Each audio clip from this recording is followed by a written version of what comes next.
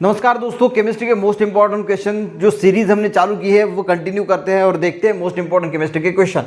विच acid present इन lemon, जो खट्टी चीजें होती है यानी लेमन जो हो गया तो उसमें कौन सा एसिड प्रेजेंट होता है, तो उसमें प्रेजेंट होता है गाइस साइट्रिक एसिड। ठीक है, नेक्स्ट क्वेश्चन देखते हैं। Which acid present in tamarind. अब यहाँ पे देखिए लेमन जो था ये भी खट्टा है और इमली भी थोड़ी खट्टी होती है, पर इसमें अलग एसिड प्रेजेंट होता है, लेमन में साइट्रिक एसिड प्रेजेंट होता है।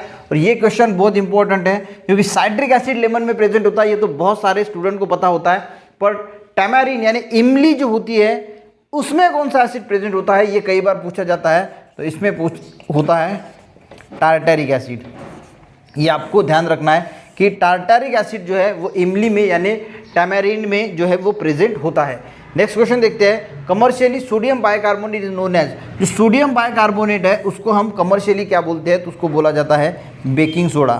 अब इसका फार्मूला भी कई बार पूछा जा सकता है, जिसका फार्मूला आपको पता होना चाहिए। इसका फार्मूला है NaHCO3। And emulsifier is an agent which is, emulsifier एक कौन सा एजेंट होता है। अब देखिए सबसे पहले तो हमें इमल्शन क्या होता है वो देखना जरूरी है।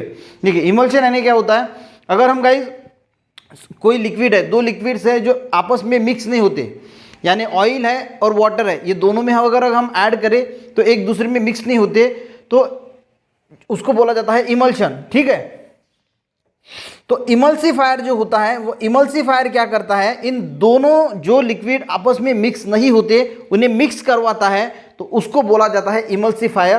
तो इमल्सीफायर क्या करता है, इमल्सीफायर करता है गाइस स्टेबिलाइज एंड इमल्शन।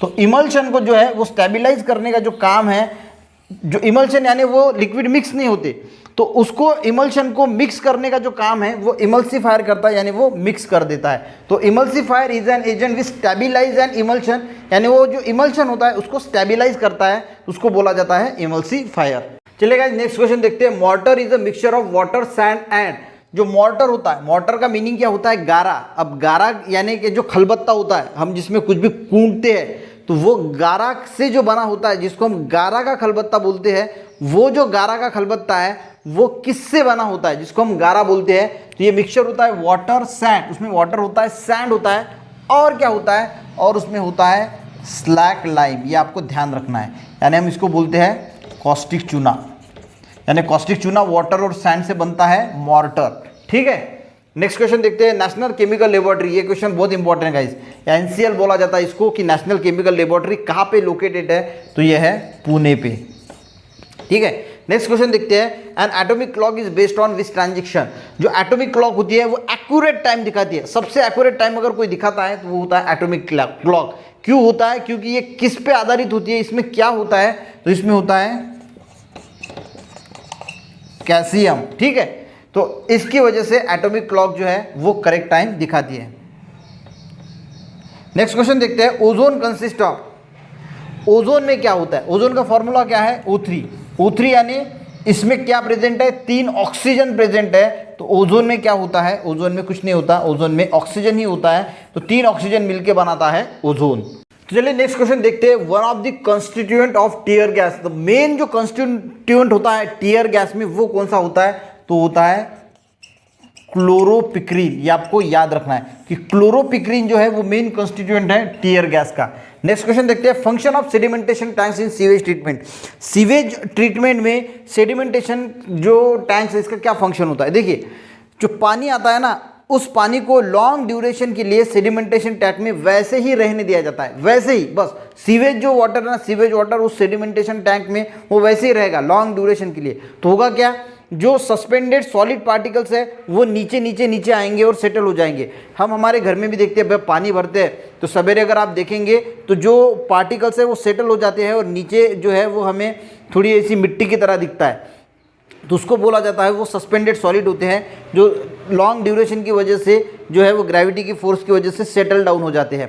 तो ये जो सेडिमेंटेशन टैंक्स है वहाँ पे पानी को लॉन्ग ड्यूरेशन, सीवेज को लॉन्ग ड्यूरेशन के लिए रखा जाता है। तो इससे क्या होता है, तो इस ट्रीटमेंट का फंक्शन है जो है रिमूवल ऑफ जो सस्पेंडेड सॉलिड होते हैं, वो सस्पेंडेड सॉलिड को रिमूव करने का काम जो है ये सेडिमेंटेशन टैंक करता है। सॉलिड भी 2 प्रकार के होते हैं, एक डिजोल्व सॉलिड होता है और एक सस्पेंडेड सॉलिड होता है, TSS टोटल सस्पेंडेड सॉलिड, और TDS टोटल डिजोल्व सॉलिड। तो यहाँ पे हम सस्पेंडेड सॉलिड की बात कर रहे हैं। जो सस्पेंडेड सॉलिड होते हैं यानी जो वहाँ पे डिजोल्व फॉर्म में नहीं होते, तो वो सॉलिड सेटल हो जाते हैं। यही फंक्शन है सेडिमेंटेशन टैंक का।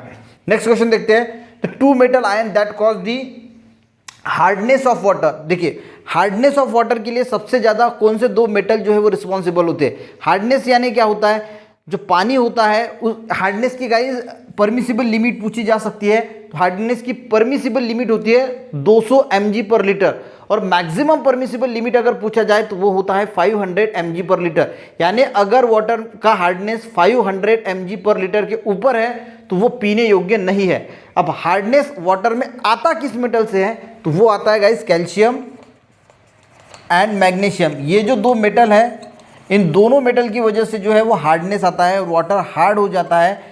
पर हार्डनेस की अगर हम डेफिनेशन बोला जाए तो soap consuming capacity of an water is known as hardness.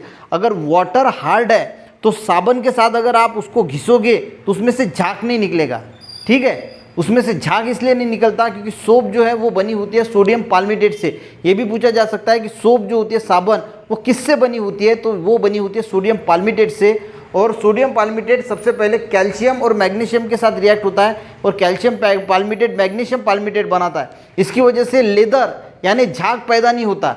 जब ये पूरा कैल्शियम मैग्नीशियम उसके साथ रिएक्ट हो जाएगा तो वाटर में से ये कैल्शियम मैग्नीशियम रिमूव होता है और उसके बाद वाटर जो है वो उस सोडियम पाल्मिटेट से रिएक्ट होके फिर झाग बनाता है। समझ में आ रहा है ना आपको। तो जितना इसमें से याद रहा उतना याद रखने की कोशिश करना। बाकी ये याद रखना कि जो दो मेटल्स है जो वाटर के हार्डनेस कॉज करते हैं वो है कैल्शियम एंड मैग्नीशियम। तो इतना जो बड़ा प्रवचन दिया तो इससे हम इतना तो जरूर याद रख सकते हैं कि हार्डनेस कैल्शियम और मैग्नीशियम से आता है। नेक्स्ट क्वेश्चन देखते हैं, substance used as an anti freeze in radiators of automobiles. जो ऑटोमोबाइल्स के रेडिएटर्स होते हैं इसमें पानी होता है, पर बहुत सारी कंट्री ऐसी है कि वहाँ का टेम्परेचर बहुत ज़्यादा कम हो जाता है तो पानी फ्रीज हो जाता है। तो वो पानी 0 डिग्री सेल्सियस पे फ्रीज ना हो जाए यानी बर्फ़ ना बन जाए, इसलिए उसमें एंटी फ्रीज ऐड किया जाता है ताकि उसका जो मेल्टिंग अपना जो फ्रीजिंग पॉइंट है वो और डिक्रीज जो है वो किया जाए। तो इसीलिए इसमें ऐड किया जाता है मिथिल अल्कोहल। तो मिथिल अल्कोहल जो है आपको सिर्फ इतना याद रखना है कि एंटी फ्रीज कौन सा यूज़ किया जाता है, तो मिथिल अल्कोहल। इससे क्या होता है, जो वाटर है वो आइस में जो है वो 0 डिग्री सेल्सियस पे कन्वर्ट नहीं होता, उसका जो फ्रीजिंग पॉइंट है वो और जो है वो रिड्यूस हो जाता है। इसका फॉर्मूला भी आपको याद रखना है CH3OH, ठीक है। तो यहाँ पे गाइज हमने मोस्ट इंपॉर्टेंट 12 क्वेश्चन जो है वो कंप्लीट कर लिए हैं। मिलते हैं नेक्स्ट सीरीज के साथ, नेक्स्ट एपिसोड के साथ। वहाँ पे भी हम केमिस्ट्री के ही क्वेश्चन लेंगे। वीडियो अच्छा लगे तो जरूर लाइक कीजिएगा। मिलते हैं नेक्स्ट वीडियो में, तब तक के लिए जय हिंद।